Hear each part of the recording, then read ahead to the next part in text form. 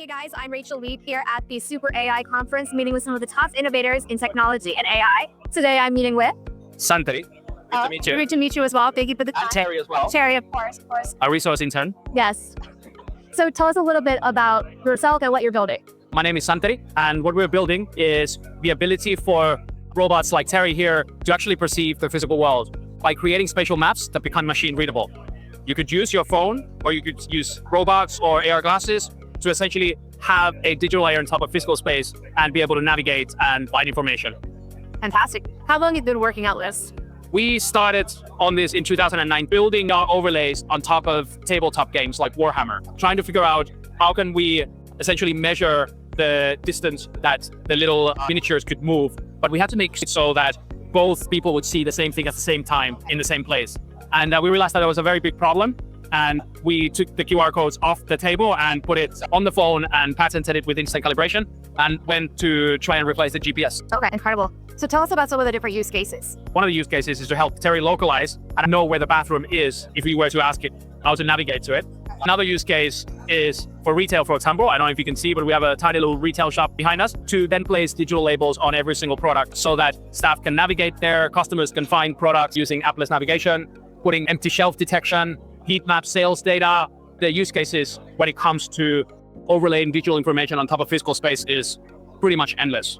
It's going to unlock trillions of dollars in economic growth in the next couple of decades. And what does it mean for the average consumer? It will help you navigate the world much more easily. Have you ever gone into a mall and really not known where things are and how hard it is to navigate? I was just the other day in Iron Orchard looking for something, couldn't find it, took me forever. Yes, so we can help with that. Okay. We would be able to know exactly where every single store is, and all you'd need to do is to look on the index, where is, for example, the Zara store, and it'll tell you exactly how to get there. That's one great use case. But also, we are creating these spatial maps for robots and our devices, like the AR glasses, because we need to find a way to have a shared sense of understanding of the physical world. Yeah. You and I live in one Earth. We understand Earth as one place. Yeah. We need to make sure that all the machines that connect to the physical world also understand the world as a unified place where they can collaborate, they can see each other, they know where they are, and have the ability to essentially do things together. This combination of the technology with the physical world is something that I haven't seen a lot. I think it's really cool what you're working on. Tell me a little bit about the founding of this company, the early team. How did you guys come together and figure out this is a problem you wanted to solve? This was prior to AI really taking off. In 2021, there wasn't a huge push for AI yet because we hadn't seen ChatGPT and what it can do. Ultimately, what we want to do is to help devices access the physical world collaboratively. We were creating shared augmented reality experiences. One of the first products that we built is something called Inkos, which is these AR companions they would have. It would be like a mix of Pokemon Go and Tamagotchi, if you remember. Yeah, of course. And so we wanted to pursue that angle and help people to realize what you can do in augmented reality. The technology is still so early that we want to make sure that people get inspired and understand the potential of it because it's absolutely limitless. We found the right people to help us build these applications. We built a very distributed team because it was during COVID when we did this. Right. And so we have people all over the world today. So tell me a little bit about that process of building this global team. First, you define what is the problem that you're trying to solve, and then you find the right experts to solve that problem. A lot of things were not as clear as saying, hey, let's get an app developer that develops this capability. We had to go and do research on which type of technology we should be using in order to have the best results. So a lot of our early funding went to research and development. Nice.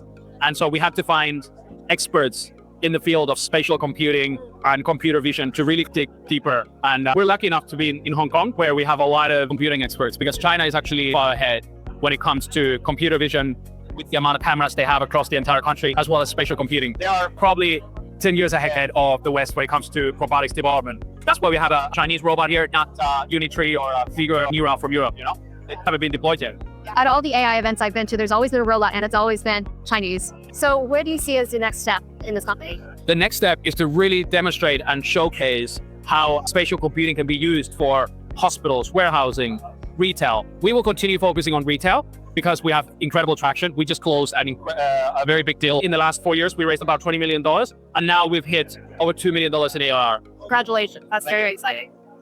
And we have a pipe for about 150, which we want to close about 15 of that this year. Wow.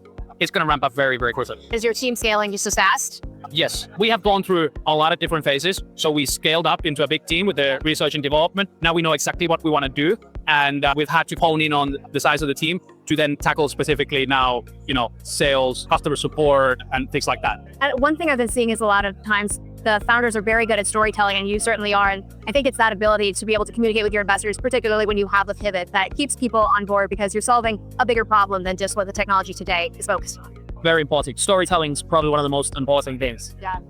That's where the vision gets to spread out, right? It's not enough to just have vision. It's the ability to communicate that to the rest of the world.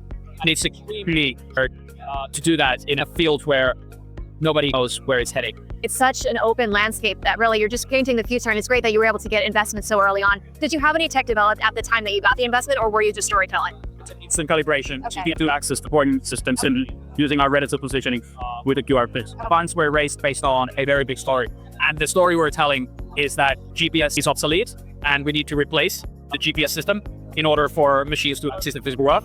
And if we want, for example, a swarm of drones to deliver something beyond Earth, say, for example, a package to the surface of Mars, we have no way to allow these swarm of drones to collaborate. But if you use our technology, you can take our technology to Mars and it will work. Well, thank you so much for your time. This has been a wonderful conversation. Thank you.